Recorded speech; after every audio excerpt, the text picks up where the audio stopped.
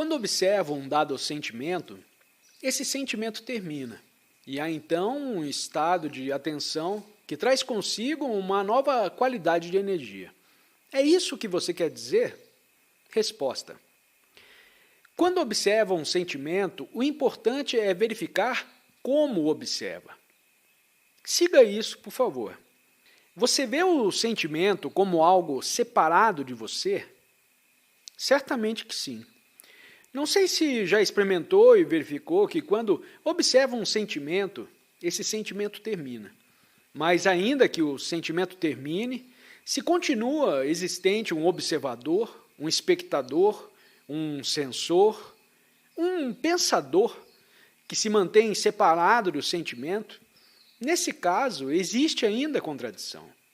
Muito importa, portanto, compreender como se observa um sentimento. Tomemos, por exemplo, um sentimento muito comum, o ciúme. Todos sabemos o que é ser ciumento. Bem, quando observa esse sentimento, você é o observador do ciúme, como coisa separada de você mesmo. Tenta modificar o ciúme, alterá-lo, justificá-lo e etc, etc, etc.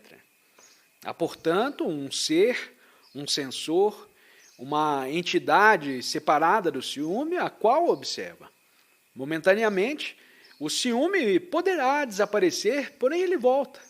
E volta porque não percebe realmente que o ciúme faz parte do seu ser. Você é o ciúme. Esse sentimento não é uma coisa à parte. Quando está enciumado, todo o seu ser tem ciúme, uma vez que ele é invejoso e ávido de posse. Por favor, não diga, não existe uma parte de mim mesmo que é celestial, espiritual e, portanto, sem ciúme. Quando você se acha realmente num estado de ciúme, só há ciúme e nada mais. Importa, pois, descobrir como que se deve olhar, como que se deve escutar. Vamos examinar isso mais detalhadamente. Quando uma pessoa é ciumenta, observe o que acontece. Minha mulher ou meu marido olha para outra pessoa e me vem um certo sentimento associado àquela frivolidade a que chamamos amor. Ou ainda a alguém mais inteligente que eu ou tem um corpo mais belo e de novo se apresenta aquele sentimento. No instante em que isso acontece, denomino o sentimento. Veja, por favor, o que está ocorrendo. Siga passo a passo. Trata-se de um processo psicológico bastante simples, como deve saber se o tem observado em você mesmo. Tenho um certo sentimento e lhe dou um nome.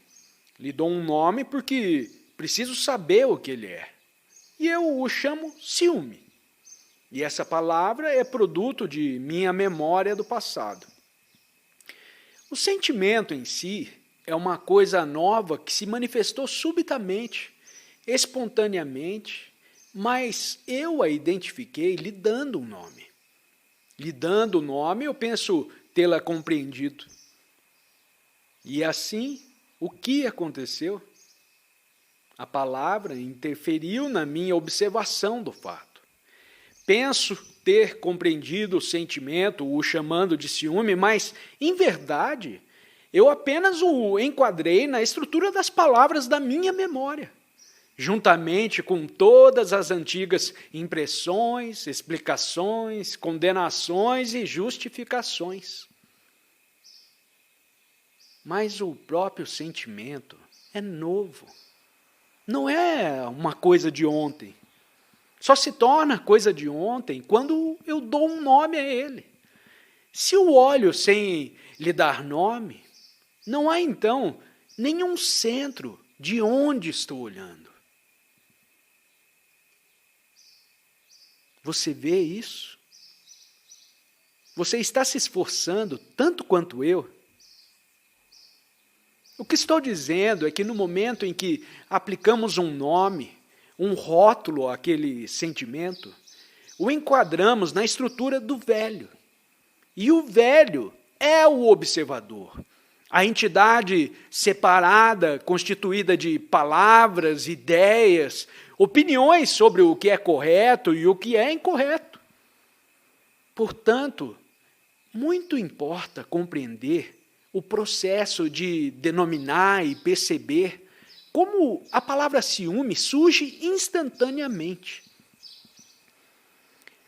Mas se não dá nome ao sentimento, e isso exige um extraordinário percebimento e uma grande soma de imediata compreensão, verá então que não há observador, não há pensador, não há centro de onde se está julgando, e que você não se difere do sentimento. Não há nenhum você que experimenta o sentimento. O ciúme em quase todos nós se tornou um hábito e, como todo hábito, tem continuidade. Quebrar o hábito significa meramente percebê-lo. Preste atenção a isso.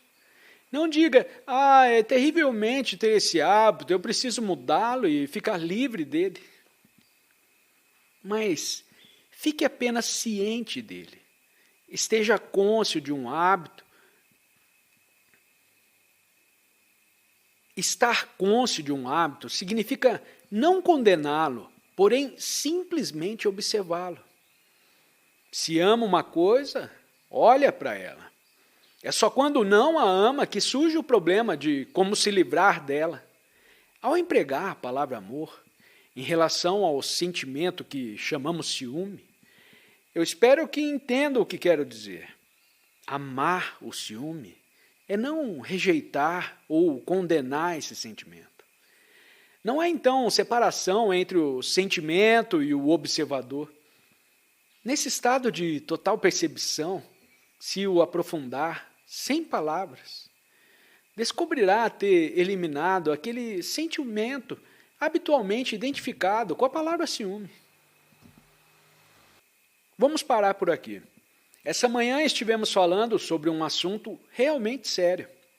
Vivemos num mundo ambicioso, de competição, de adoração do êxito, num mundo onde tantos desejam ser famosos, tornar-se conhecidos como escritores, pintores, cientistas, grandes personalidades.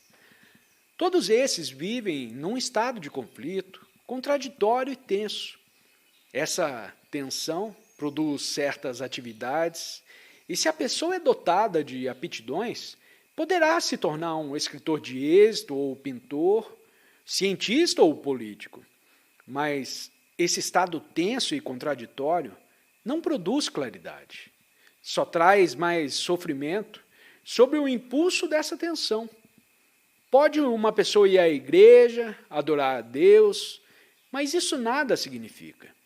Deus não pode ser encontrado quando há tensão, quando há contradição, mas só quando a mente está vazia de todas as formas de ideação, imaginação, contradição e conflito. E nesse vazio prevalece uma grande beleza e uma extraordinária vitalidade.